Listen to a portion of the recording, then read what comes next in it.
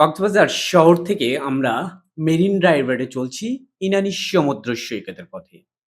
লক্ষ্য আজকে আমরা ইনানি সমুদ্রের সেই শান্ত সূর্য অস্ত দেখব। সূর্য প্রায় ঘনিয়ে আসছে আর অল্প কিছু ডুবে যাবে। তবুও আমরা একটা চাঁদের গাড়ি নামে পরিচিত যেটা রিজার্ভ করে নিয়েছি ৳২৬০০ টোটাল। সেটাতেই আমরা ১৪-১৫ জনের মতো চলছি।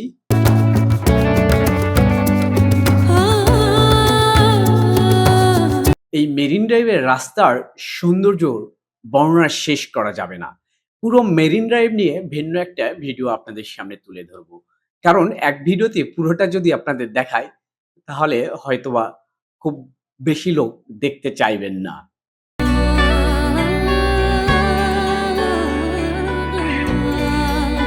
চমৎকারের রাস্তায় আমরা এগিয়ে চলছি।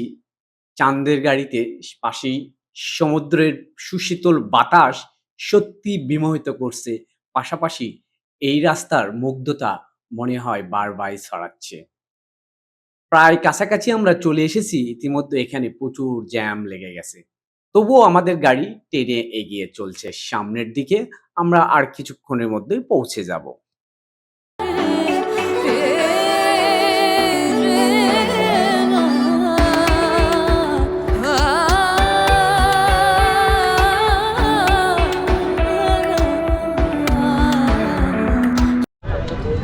এই গাড়ি আপনি নিজেও চালাতে পারবেন। পুরো যদি সি বিচ এটা ঘুরে থাকেন সেক্ষেত্রে আপনাকে ৳৬০০ দিতে হবে, আর যদি হাফ ঘুরে থাকেন ৳৩০০ দিতে হবে। চমৎকার দেখছেন, অনেকেই গাড়ি নিজেরাই চালিয়ে নিয়ে যাচ্ছে।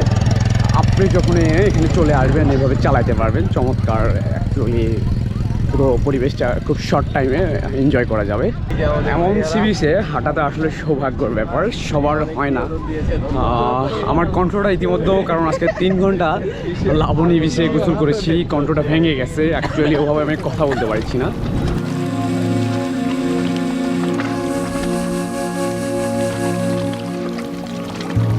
তার সৌন্দর্য হয়তোবা আপনাকে বর্ণনা করে শেষ করা যাবে না। এত সুন্দর, এত দর্শনীয়।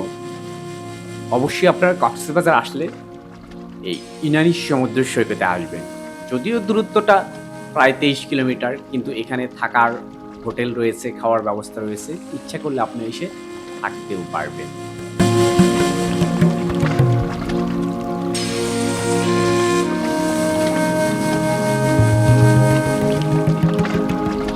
ইনানি সমুদ্র সৈকতে সেন্ট মার্টিনের মতো প্রবল পাথরের দেখা মাঝে মধ্যে মেলে। সেটা ভাটার সময়, সবসময় না।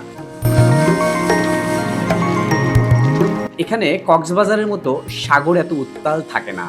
আর এই শান্ত সাগরেই আমার মতো প্রকৃতি প্রেমিকদের বিমোহিত করে।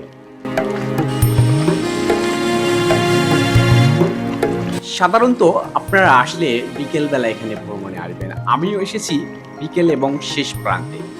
বিকেলবেলায় পর্যটক তুলনামূলক কম থাকে, তারপরেও অসংখ্য পর্যটক আজকে এই সূর্যাস্ত দেখার জন্য চলে এসেছে।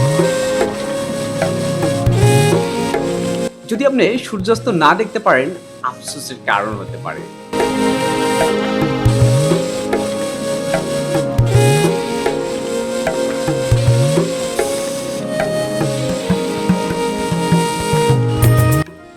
কত সুন্দর এই ঢেউ, সুশীতল বাতাস। আপনি যদি, আমি এর আগে বলেছিলাম, আপনি হাজার, হাজার টাকা নিয়ে কবরে যেতে পারবেন না। একজন কোটিপতি বা একজন গরিব বা একজন রাস্তার লোক, সবাইকে মাত্র একটা সাদা কাপড়েই কবরে যেতে হয়। সম্পদ কারো স্থায়ী না, নিয়ে যাওয়ার কোনো সুযোগ নেই। তাই প্রকৃতিকে ভালোবাসুন, দেশকে ভালোবাসুন, দেশকে ভ্রমণ করুন। ভিন্ন একটা স্বাদ পাবেন, ভিন্ন একটা অনুভূতি পাবেন। আপনার বাড়ি যদি পঞ্চগড় হয়ে থাকে, আপনার বাড়ি যদি রূপসা পাথুরিয়া হয়ে থাকে, হয়তো হাজার, হাজার টাকা খরচ হবে এখানে আসতে। কিন্তু আমি মনে করি যে এখানকার এই সৌন্দর্য দেখে সে টাকাগুলো আপনার পুরোপুরি উসুল হবে ইনশাআল্লাহ।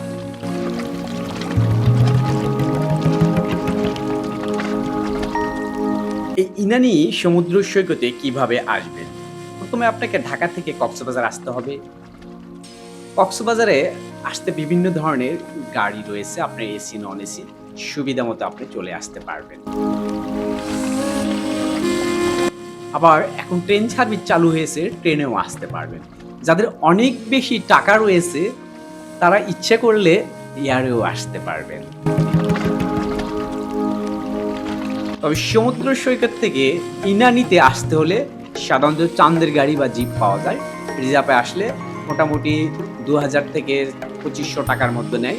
এক জিপে 15-17 জন সহজে আসা যায়। এছাড়া অটোরিকশা বা ইজি বাইকে আসতে পারবেন।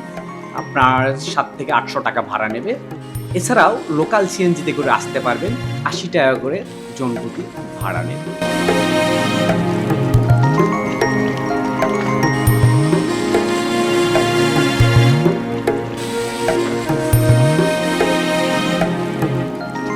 শুধু আমি আসি নাই, আমার মতো হাজার হাজার পর্যটন প্রেমীরা সেই সূর্যাস্ত দেখার জন্য চলে এসেছে। আর অল্প কিছুক্ষণের মধ্যেই সূর্যাস্ত যাবে। এখানকার দৃশ্যটুকু কতটাই ভালো লাগছে বা কতটা মন উজাড় হয়ে যাচ্ছে সেটা হয়তো ভিডিওতে দেখে যত না অনুভব করতে পারবেন, এখানে আসলে তার ভিন্ন একটি স্বাদ পাবেন। হ্যাঁ, সূর্য আর কিছুক্ষণ পরে ডুবে যাবে। আর সাধারণত কয়েক মিনিটের মধ্যেই প্রায় অস্তমিত। আর একটু তো শেষ পর্যন্ত দেখেও আমরা যাব। এর মাঝেও অনেকেই গোসল যেন এখানে থামছে না। দর্শক, ভিডিওটি কেমন লাগলো মূল্যবান মতামত জানিয়ে দেবেন।